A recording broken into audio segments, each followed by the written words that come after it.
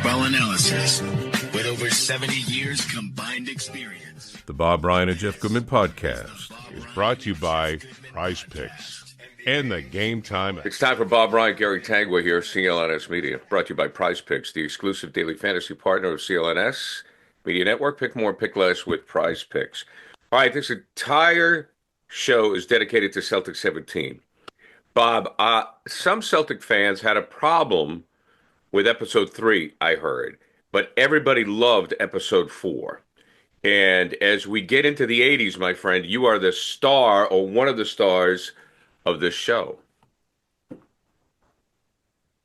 Obviously, I look back upon it with great fondness, and I will start. I'll set the table this way. In 1979, I had been around on the NBA beat for 10 years. I covered the team from 69 to 76. I got off for a couple of years. I came back in 78, and that was the worst year in the Celtics had and since the 40s.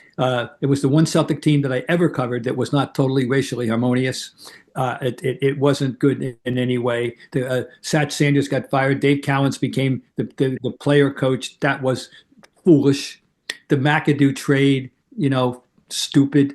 Everything went wrong. And it bottomed out in March of 79 in a loss in the Silver Dome when they lost to the Detroit Pistons, coached by Dick Vitale, 160 to 117. And I wrote that it was maybe the nadir of Celtic history, certainly in that group. Well, anyway, in 1978 at the draft, this Brett Auerbach drafts Larry Bird. He had 2 number 1 picks, and I don't know, we'll never know. Red took it to his grave. I should have just asked him flat out, never did. If you only had 1 pick that year, would you have risked drafting Cowens, Bird, not knowing that you're going to be able to sign him? Well, he had 2 picks. The other pick was, by the way, Freeman Williams. So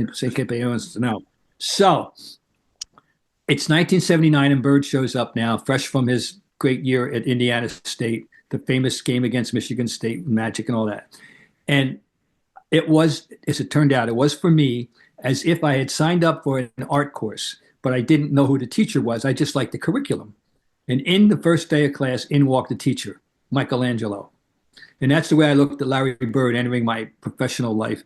And it affected my professional and personal life because, I wound up writing more words about Larry Bird than anybody ever wrote. I wound up doing a book with Larry Bird. I feel, comfortable with Larry Bird.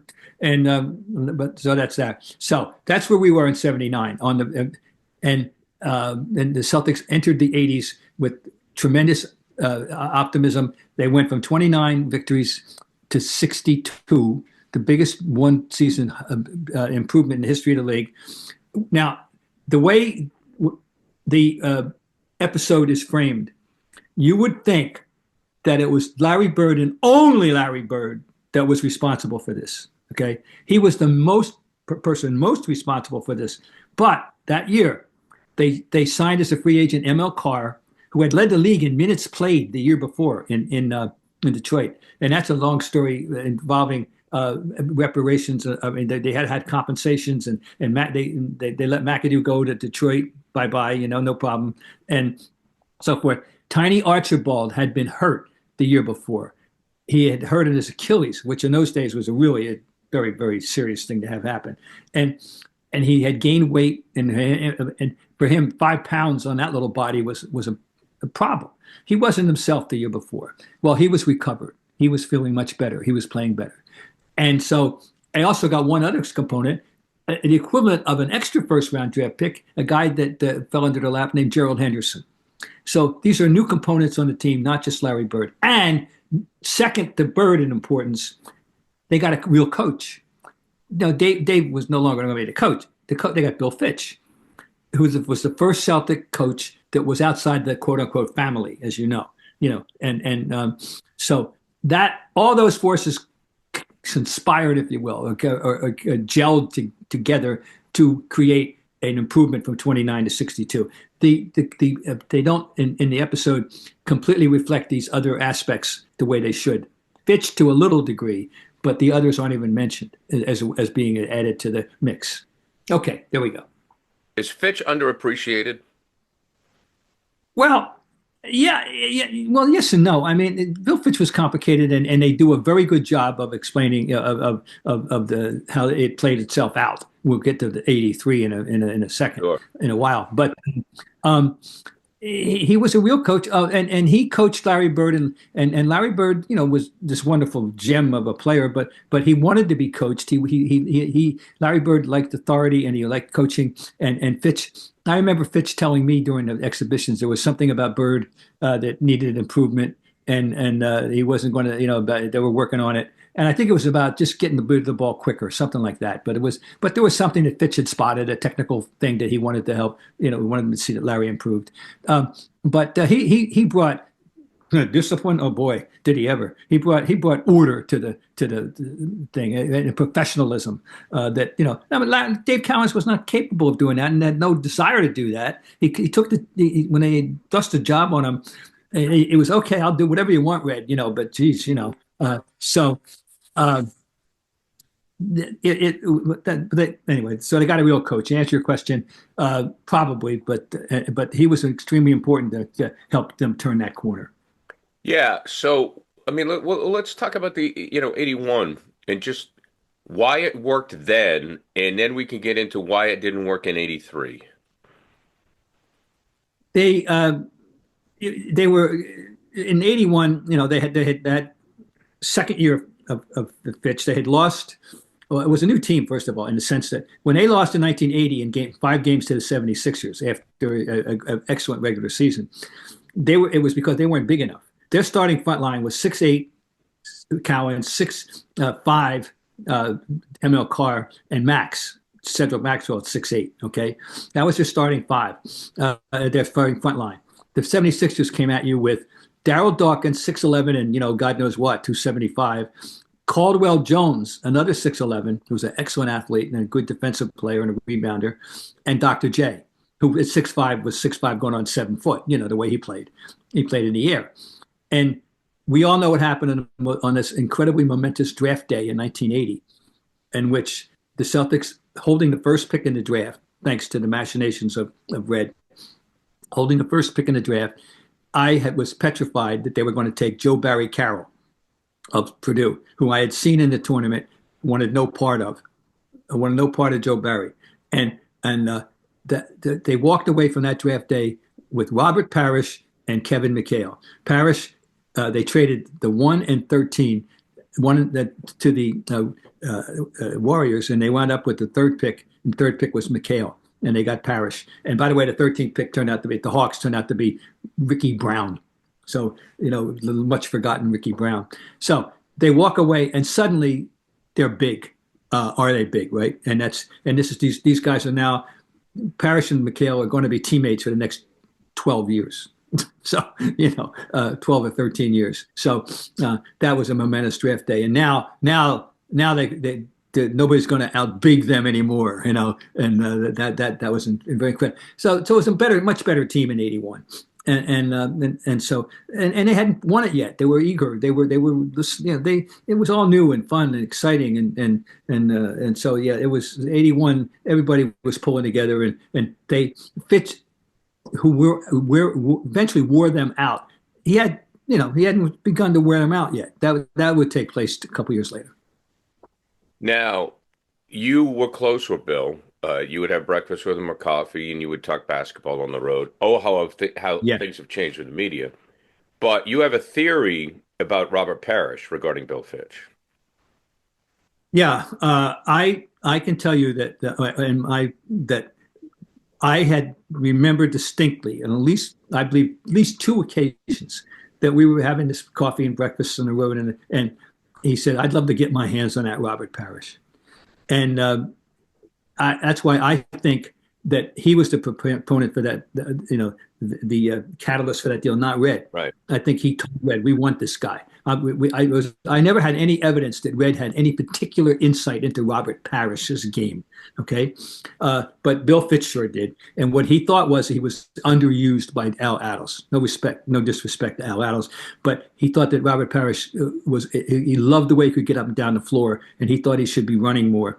And I remember, I can tell you my own self, that in 1976, I believe it was, during the summer, Robert was part of a preparation. Dave Gavitt was coach of the Pan Am team, I believe it was, and they were practicing down at Community College of Rhode Island, as I recall. And I went down to see them, and I was taken and blown away by this athleticism and the way that Robert Parish, who I only knew as a name, this guy from Centenary. People had, he was at Centenary for 4 years. And in case people want to know, it's located in Shreveport, his hometown, and not many people really at large knew how anything about this guy, and I was taken by how well he could run, so I could relate to that when Bill said that. So yes, I totally believe that the protagonist for that trade was not Red Auerbach, it was Bill Fitch. We're going to get to 83 in a minute. First, I have to tell you about Prize Picks, the best place to get real money sports action. With over 10 million members and billions of dollars in award winnings, Prize Picks has made daily fantasy accessible to all. You just pick more or less on at least 2 players for a shot to win up 1,000 times your cash. Run your game all season long on Prize Picks. Springtime is here and baseball season is officially underway. Don't miss your chance to add your favorite players from the diamond in your Prize Picks lineup. Whether it's strikeouts, RBIs, or first inning runs, take your pick more or less for your shot to win up 1,000 times your cash today. The app is just so easy to use. Okay, you create a lineup. All you have to do is pick more or less on a few player stats for your shot to win up to 1,000 times that money. Sign up today and get $50 instantly when you play $5. You don't even need to win to receive the $50 bonus. It's guaranteed, people. Second half of basketball season is here, and the push to the playoffs is heating up on Prize Picks, and it's the best place to cash in on your favorite sports. So this is how it works. What are you thinking? Thinking that Ohtani for more than one home run, or Julio Rodriguez for more than one stolen base? Pick more or less on Prize Picks. Download the app today. Use code CLNS to get $50 instantly after you play your first $5 lineup. Download the app today and use code CLNS to get $50 instantly after you play your first $5 lineup. Prize Picks.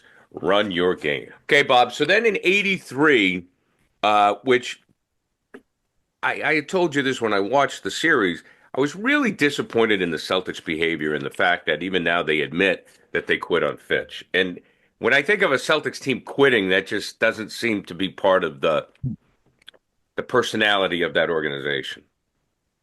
Nobody wants to hear it. It's hard for people to believe, but I have been saying for the 40 years that they all the players who mattered, not the 12th man, all the players who mattered quit on Fitch except for Larry. And it was very gratifying to me to hear in episode 4, Robert Parish use that word. Right. And the word was we, and I think it was we, naturally, but quit in that series against Milwaukee. Now, but there's one thing that they don't mention at all, and that was that Larry was sick, missed a game in that series. He wasn't himself physically in that series. But and they were swept. But I felt for years that they quit on him, and apparently, it was pretty evident that it's been very vindicated now by Robert, and that they did. And what was this all about? Well, what it was all about was that Bill Fitch had one gear.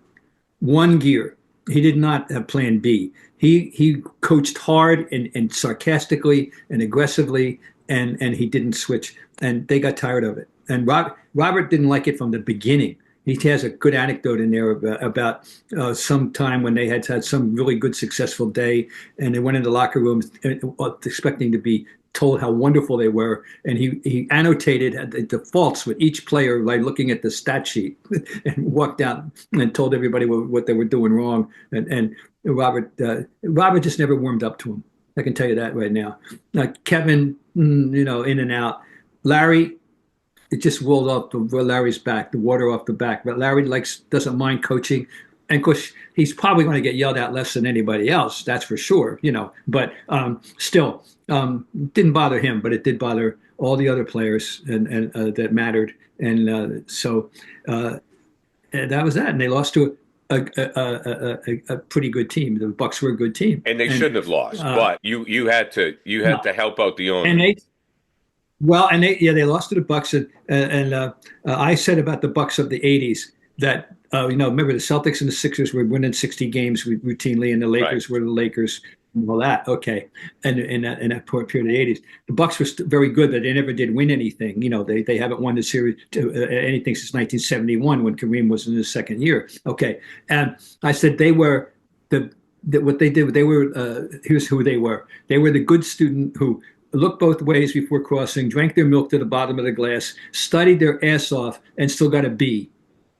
Yeah, that's who they were. They just weren't, they were not A students. They were not the Celtics. They were not the 76ers. But that series they were, the Celtics were in this funk. Okay. Now, when this game 4 is over, I'm in the locker room, and Jim Fitzgerald was the owner of the Bucks, and I don't recall that maybe whether we had any kind of prior discussion or whether he was just feeling it.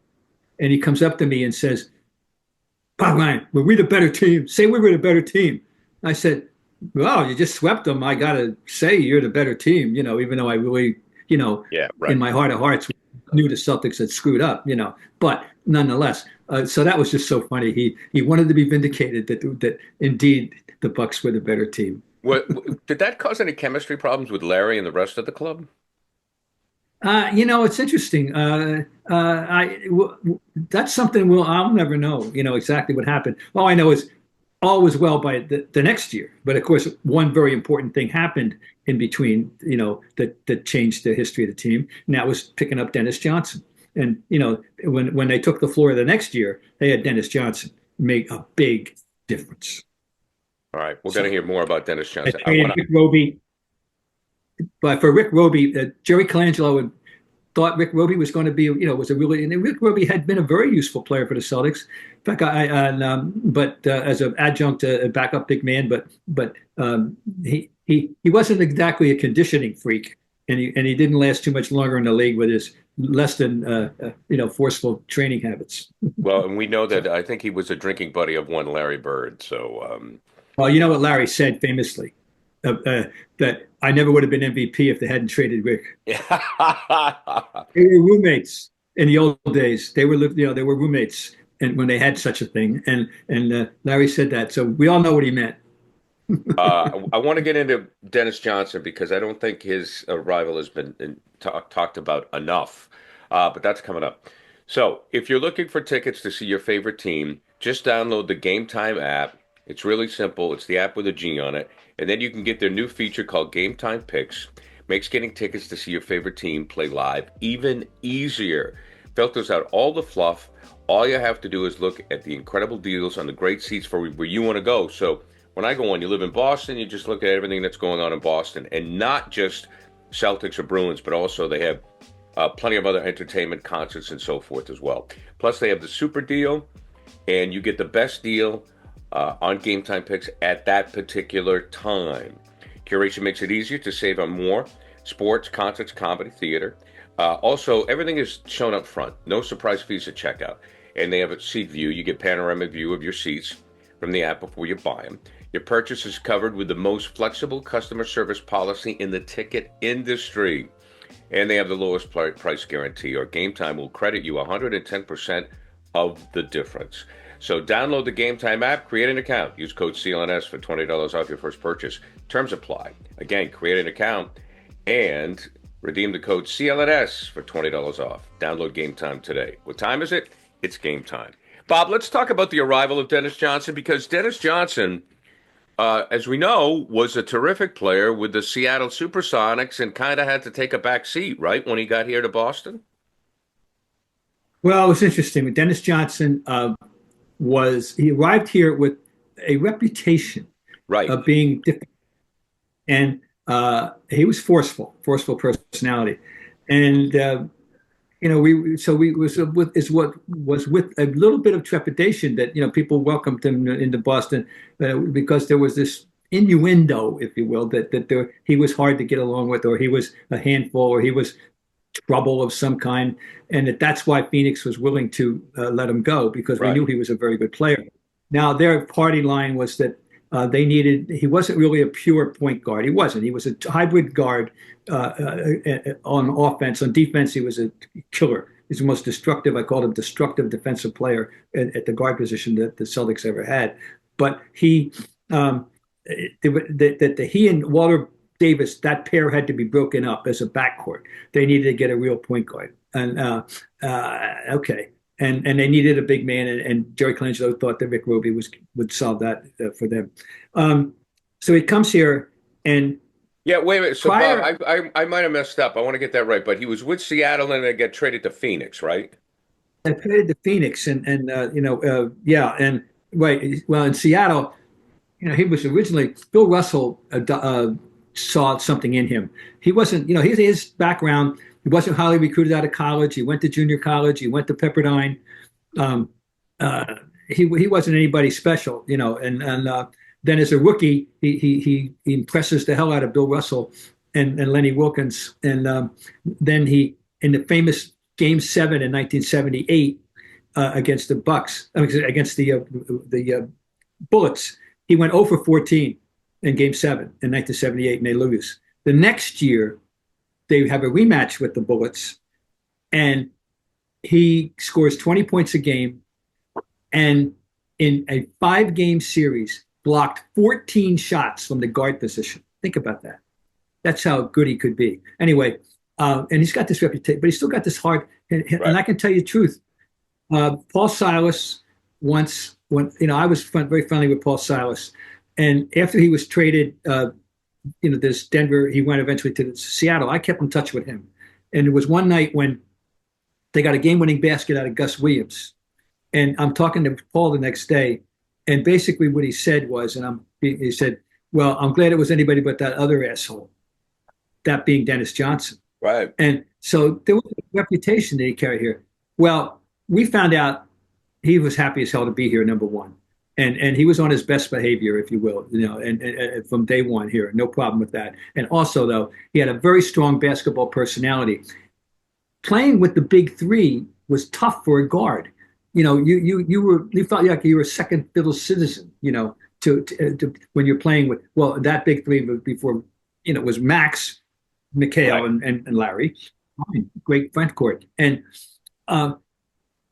it didn't bother him. He was going to be Dennis Johnson. He was going to take his shots when he wanted to take his shots. He wasn't going to be intimidated by playing with the big three. He felt he knew who he was. And day one, he fit. He just fit on the court perfectly. And of course, famously, Larry would wind up saying that he was the best player that I ever played with, which you always wondered how that went down with Kevin. To this day, you wonder, how that goes down with Kevin, but and Robert for that matter. But that was and he was also obtained for a second reason, that is, they were bedeviled by Andrew Toney. Andrew Toney killed them, right? And they were hoping that Quinn Buckner would be an Andrew Toney deterrent, but he wasn't. And Danny was a young player; he wasn't ready to do that. But Dennis Johnson was, and he took care of that matter. So he fulfilled a couple of important things. Now, and DJ was DJ, and really a very specifically big shot guy. Interesting. We needed a big shot. Shots. And Larry always said that he knew DJ was up for the game, really up for the game when he went to the basket. If DJ goes to the basket early, Larry knows that DJ is really checked in tonight. Because during 85, 86, DJ took a few nights off, and he really did. And he only picked his spots at home against a team you knew they were going to beat. And I remember Danny once saying to me that DJ would say to him, "Okay, you're going to be the man tonight, or you're getting the shots tonight." And if you go study, and I looked this up, and I have notebooks with all the game by game of everybody for the whole 80s, and you can find these games where minutes 25, FGA 4, DJ, as opposed to FGA 14, right. FGA, folks, means 15 minutes, just so you know. And you can find these games. He was famous for that, but not when it really mattered. No, nobody was. He was a big game player. I think it's really too bad too how it ended all with Parish. How he feels unappreciated. I think because very important part of the team. Oh, he was, and he was. He was a very sensitive, very interesting man, and very complicated, and personally, no question about it. But extremely important. I think underrated historically player. I think he's a top 10 all-time center, and I really do. And I don't think not everybody appreciates him, but God, the stuff he did, and he sacrificed, and he'll, in his mind, and he was right. He sacrificed a lot. You can see his shots continually went down as Larry's star ascended and Kevin's star ascended. Sure. The guy who was getting fewer shots, it was Robert. But you look at his record, and it's astonishing. The field goal percentage, year by year with him, the percentages were remarkable. He's a well over 50% career shooter, and kind of ahead of his time a little bit, with this ability to shoot the outside shot at 7 feet. That turnaround jumper of his, we haven't seen anything like it and since then. He would actually have his momentum sometimes carry himself off the court into the benches when he took that turnaround jumper with the momentum that he had. And that was a long shot, and he had the hook shot. He had, and of course he ran the floor. Oh my God, could he run the floor? And which is what Fitch originally loved about him, was the fact that he could run the floor. Can you imagine Robert Parish as a 3-point shooter? Because he might be today. Well, I know it's hard to believe, but if you wanted to work on it, but that's somebody with great imponderable we have, looking back, because we know that these guys just wasn't part of their deal. It wasn't anything. Wasn't McHale taking threes at the end of the run? McHale, that all happened. It was funny. He wound up making a big three in a playoff game against the Pistons. And it was at the end of the clock kind of thing. It was a circumstantial, it was a freaky thing that he went up taking it. And it's almost like a light bulb went off. Hey, this is cool. Rather than, getting the crap knocked out of me in the low post, started looking around. And yes, so for the last couple of 3 years of his career, he was seeking out threes, which was really, we thought it was funny. But, he definitely, if he did get the message, and that this is safer, a lot better than getting the crap knocked out of you in the low post. Bob, you want to do some emails? Sure. All right. So this is just, if people are listening for the first time, we're doing Celtics 17, Celtic City Wrap once a week. Bill Simmons' terrific series on HBO. So some emails for Bob on this. Randomly decided to look at Charlie Scott's stats before the trade and after the trade, and it was like he and Paul Westphal traded bookends of careers, because Charlie Scott was an all-star scoring 20-plus points a game, then dropped off when he got to the Celtics, and Westphal became an all-star and started scoring 20 points a game. But as we know, Charlie got the ring. So thoughts on that? And I've had this, I think, corroborated to my satisfaction over the years. Charlie Scott, Don Chaney had left the team to go to the ABA, and Westphal was going to be elevated from third guard to starter alongside JoJo White. And Red felt that they worried that, and Red and Brass worried that JoJo would not be as receptive to having Westphal steal his thunder, if you will, as he should be, and that Westphal, there might be nights when Westphal would get 30 and JoJo would get 10 or 12, and JoJo wasn't going to like that. Charlie, but he would respect Charlie Scott, and the Suns. I don't know whether Jerry Colangelo just. I can't believe that he realized how good Westphal was going to be. We knew but that he was going to turn into what he turned into.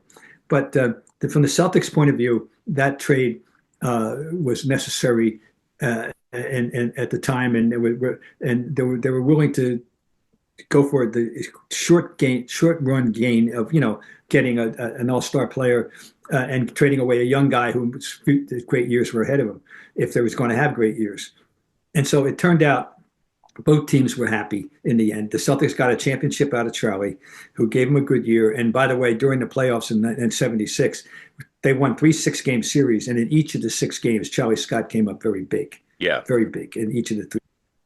And JoJo, they hit it off, and and so but I know people don't understand it because Westfall, I hated the trade because Westfall was a friend. And matter of fact, I had dinner at his house about 3 nights before the trade, and they blindsided him. He had no Right. remote indication of thinking about trading him.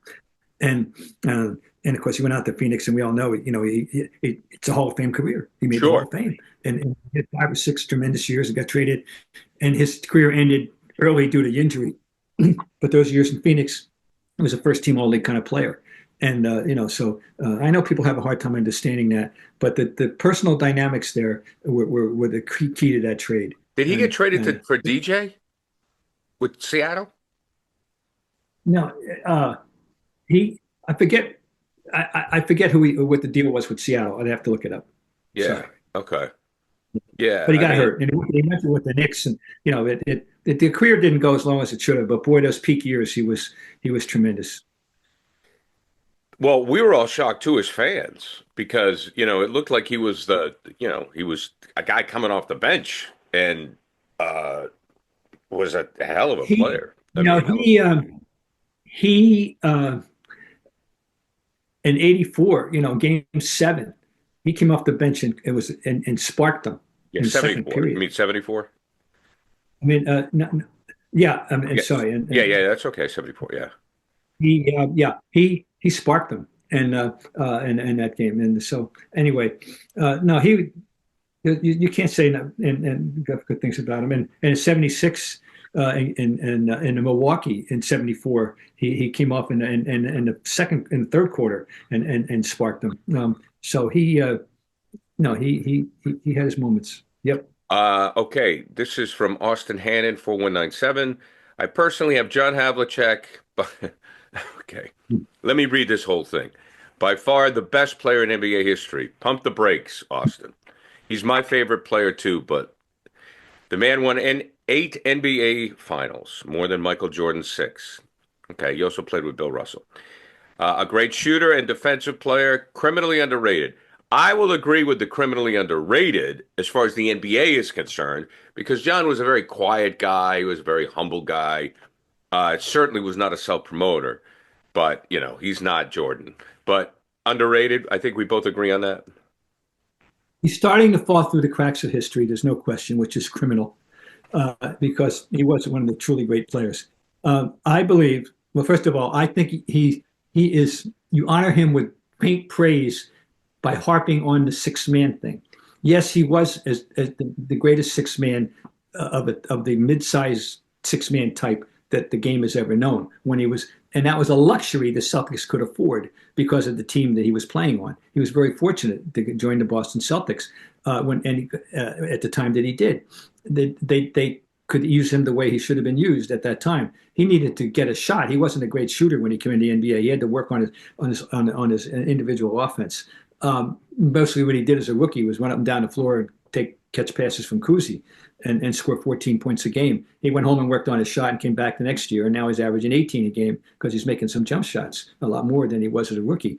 But he was lucky but that 6-man thing, here's the thing. Red famously said over the years, it wasn't matter who starts, it's who finishes, right? And starting with the second year in the league, he was second on the team in minutes played. Right. Even though he didn't start after Russell, okay? They recognized his value immediately, but they were able to use him in that strategic way because of the team that he was playing with. You look up some of the minutes played by the 68 series, and in 69, the minutes that he got, we were averaging probably over 45 minutes a game. Right. And when he became officially a starter in 69, 70, he then would lead the league in minutes played like the next 4 years, So the 6-man thing is, he was far more than that. I can tell you that. That's for sure. Far more than that. I love this next one's great. One reason why he doesn't have more all defensive, selections is that they didn't have one until they didn't start that. He would have been 2 or 3 more, had 2 or 3 more. And my belief is that for the last 5 years or so of his career, starting in 68, 69, when Oscar Robertson and Jerry West were now around for 8 or 9 years and starting to slip a little, not much, but a little, he was better than both of them by that time. He was better than both of them. And that's saying a hell of a lot because they were still both very good. That's how good John Havlicek. And he was the best non-center in the league for at least a 3 or 4 year period there. Now, is he the greatest player of all time? No, but he's got to be on any list of the top dozen players. And if you throw the centers out for a minute, and right, people, unfortunately, if people learn about him now, they hear about six man. They don't appreciate. Just go check out the minutes, folks. And he was he was a lot more than a six man. Oh yeah, he was my favorite player of all time. From Amic 44, Don Chaney is often overlooked from the Celtics' early 70s powerhouses as well. He and the Bulls' Jerry Sloan were the best defensive two guards in the game. Jerry Sloan, well, it's a very, you look back at that period of time and you can make a case that's a fairly prescient statement defensively at that time. Both of their reputations were built on defense. Right. Sloan, a little bit more of an offensive force, but that he had to be for that team. But Chaney was a tremendous defensive player. And by the way, in terms of offense, he actually, when they won 68 games in 72, 73, he averaged about 13 or 14 a game. And by running the floor and getting opportunity points. But I always give credit. Tommy Heinsohn worked with him individually to work on his shot. And Tommy didn't get any credit because people didn't know. I tried to tell him that he was working with Don Chaney and specifically after practices and helping him on his shot, and it worked. But Chaney was never out there to be a big scorer. He was out there to do what he did. He had these incredible long arms. He was strong at 6'5" and was a team-oriented guy. And just a wonderful guy, by the way. It was in a good partnership with JoJo. Perfect compliment that he wasn't going to take shots away from JoJo, and that worked very well. But in terms of this gentleman's premise, that's not a foolish premise. At the time that they played, I would argue that you could make a case that they were the two best defensive guards. And this is our final email at Basketball Jones, or social media post, however we got these. I love Bob Ryan. The man is on the Mount Rushmore of sports journalism. Imagine stories upon stories. And then all of a sudden he just goes, I once gave Spencer Haywood a ride to the airport. That's another story. Yeah, I did. I was on a panel at Harvard. Jay Billis was on that panel. I forget who else was on that panel. I don't even know what the topic was. This is, and I wound up giving Spencer Haywood, and believe me, I didn't have a big car. I still don't know how he got that 6'9" frame inside my passenger seat, but he did. So, and by the way, he is one of the unsung heroes, and if we like to say the phrase, breakout stars of the Celtic City series. His appearances are tremendous. He's funny. He's insightful. He's physically, graphically, he's animated. Oh man, thank you. I knew there was a good word to describe it. He's very animated. I hope there's more of him, but I don't. I guess it was just everything's going to be a matter of. Well, he and Cowens seem to have Did he and Cowens have a friendship? I didn't know. The only person on another team that I knew Dave. Well, there were two people that he had friendship with. Doug Collins, with whom he shared a basketball camp. Okay, right. So Collins was very friendly with Doug Collins, and after they had a fight, which is one of my favorite stories if we have time to tell it, Bob Kaufman, I guess they wound up appreciating each other personally, but that was one of the strangest nights I've ever seen in the NBA. Which, all right, very quickly, all right? Yeah, so we're in Buffalo. Podcast, Bob. You can talk as long as you want. We're in Buffalo, but it doesn't matter where. I think, and it was on the road, but it could have been in Boston, but I think it was in Buffalo, and playing the Buffalo Braves, and someone makes a basket. And I record it. I'm keeping my running. And while I'm going basket so I hear sound of human flesh. I hear flesh, the first sound of pounding of flesh. And I look up, and these two guys, Bob Kaufman, who's 6'8" and 230, 240, and Dave Cowens, are standing on the foul line. And Cowens has dropped his arms looking at Kaufman. And what has happened is Cowens has just slugged Kaufman. And now it's saying, it's your turn. And like two Russian lumberjacks with the vodka, so Kaufman punched him back. And when it was over, Cowens had a black eye, and Kaufman had like a jaw dislocation or something, and that was the end of it. They each had their say, and I remember Dave going around had a black eye for a while, and Kaufman they both survived, but they somehow or other that was like a sign of mutual respect after that. And they got along great after that.